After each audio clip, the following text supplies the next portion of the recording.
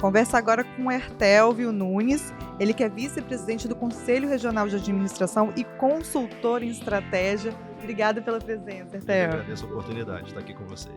Você apresentou uma oficina e com o tema Liderança Transformadora, Administração na Gestão Escolar em Tempos de Mudança. Isso. E eu queria que você me falasse um pouquinho, assim, o que tem que mudar, ou o que está mudando na gestão escolar, e não só na gestão escolar, né? Na gestão como um todo, nesse tempo que a gente está vivendo agora. A conversa que eu fiz ontem, né, com os participantes era muito sobre entender que existe esse processo de mudança.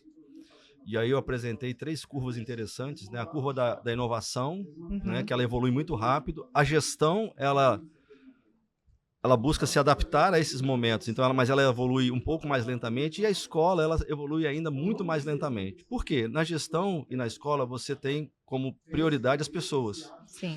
Então, quando você lida com pessoas, esse processo de converter uma inovação ou uma modificação em realidade demora um pouco mais, porque tem outros fatores que não só os tecnológicos. E na escola é mais ainda, porque, na verdade, você está formando uma pessoa. O outro você está comunicando numa empresa. Na escola você está formando. Então, esse é um processo um pouco mais lento.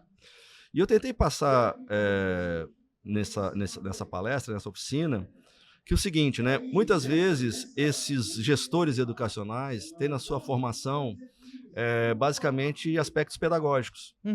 E a gestão nem sempre é trabalhada. Mas quando eles viram gestores educacionais, além da pedagogia, ele tem outras dimensões, e uma delas é a dimensão administrativa. E aí que entra o meu papel no CRA, no sentido de que mostrar que a administração ela é uma ciência e que ela está presente no dia a dia desse gestor. E aí, na verdade, assim, a mudança, todo mundo sabe que ela vai acontecer. Muitas vezes ele não participa da decisão do que vai mudar. Então, a gente trabalhou muito no seguinte: que ferramentas ou que recursos que a administração pode oferecer para esse gestor? E foi isso que eu falei, de uma metodologia de 8 passos, de um autor americano chamado John Kotter, de um livro, um clássico ainda do final do século passado, início desse século, que fala de 8 passos para que ele conduza o processo de mudança. Então, a gente não discutiu o que mudar, mas o como mudar e como engajar a equipe, principalmente da escola, que tem uma série de peculiaridades, para que essa mudança possa efetivamente acontecer. Então, foi uma junção da ciência da administração aplicada à gestão escolar. E que seriam esses 8 passos, só para citar? Se dá para citar de forma rápida? Sim, vai desde o momento de que ele, ao detectar uma determinada situação, ele tome uma atitude, que a gente começa pelo senso de urgência, e na educação é muito interessante, porque nem sempre você consegue mudar algo. Se você não mudar até outubro, o ano começa letivo e você não mudou, você tem que esperar o outro ano letivo.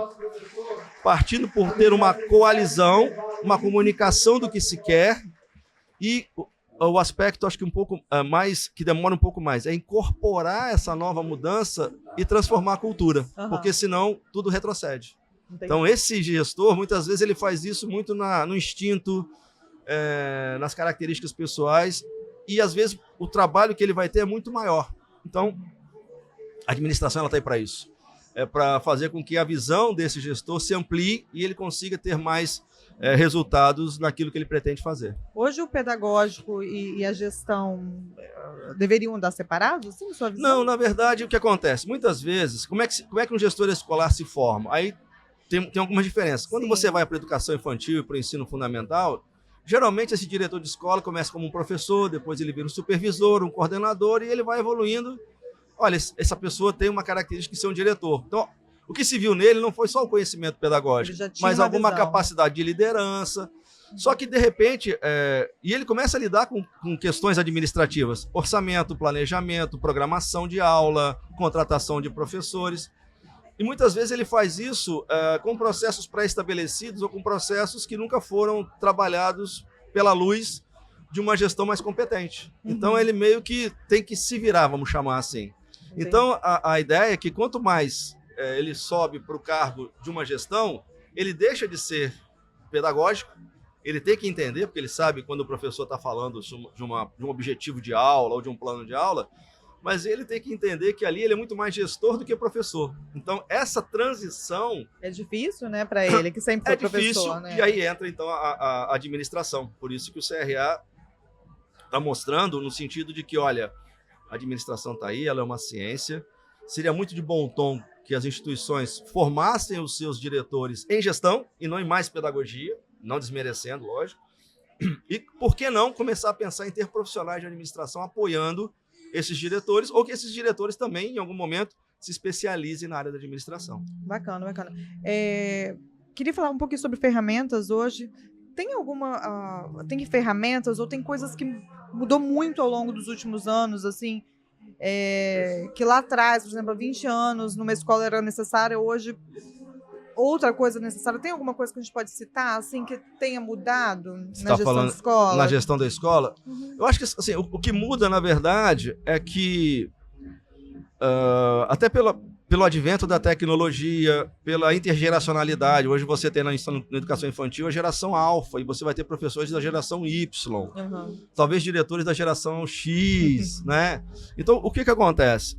Os modelos de aprendizado, que não... muitos deles ainda são vigentes, né? Só que a dinâmica da sala de aula, ela mudou. Sim. Então, o que a gente percebe muito é que quando eu vou fazer, por exemplo, uma programação, quando eu vou fazer uma definição de recurso, um orçamento, eu tenho que prever que tipo de aluno que está chegando, entendeu? Quem é o meu, vamos lá, um aspecto mais comercial, quem é o meu mercado, que aluno que eu estou recebendo, que planejamento eu posso fazer, qual é o projeto de crescimento ou de futuro dessa escola, como é que eu traduzo isso, por exemplo, num projeto pedagógico. Então, essa questão do, por exemplo, planejamento, do desdobramento desse planejamento na sala de aula, de você conquistar todos os professores para aquele objetivo, que não é só objetivo pedagógico, mas tem um objetivo da escola em si. Então, na verdade, são princípios da administração que hoje são feitos suportados. Sim. Pela ferramenta. Então, essa é muito mais... Por isso que a gente falou muito mais da gestão da mudança, que é o papel do gestor. Então, por exemplo, vou continuar fazendo a chamada, chamando o nome do aluno, ou ele faz isso, né? Aí eu tenho que discutir se isso é bom ou ruim, se isso melhora relacionamento ou não melhora relacionamento, quanto custa a relação custo-benefício, que isso é gestão pura. Entendi. Entendeu? E o perfil do gestor hoje, o que o gestor tem que ter, assim... Olha, é uma pergunta que vale milhões, né? Você tem hoje uma série de teorias sobre gestão, enfim, você vai achar um monte de gente falando sobre isso.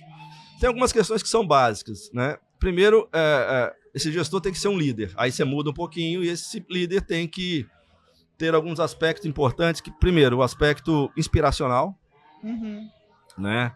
O aspecto do exemplo, né? E o aspecto da técnica. Até a gente até coloca nessa palestra, eu fiz 4 perfis desse gestor educacional.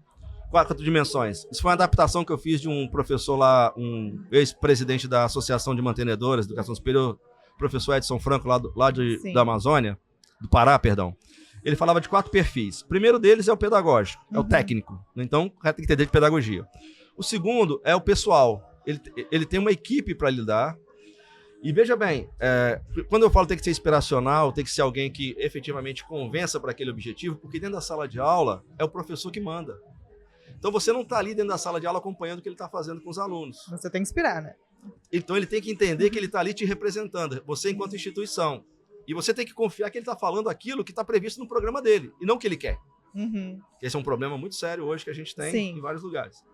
O terceiro é o relacionamento institucional e ético, que é a relação dele com os pais, muitas vezes esse gestor que representa a escola na sociedade. Então imagina uma reunião de pais, numa reunião, se é uma escola municipal, uma reunião com entidades de moradores. Então ele tem que ter essa postura de que ele representa aquela escola.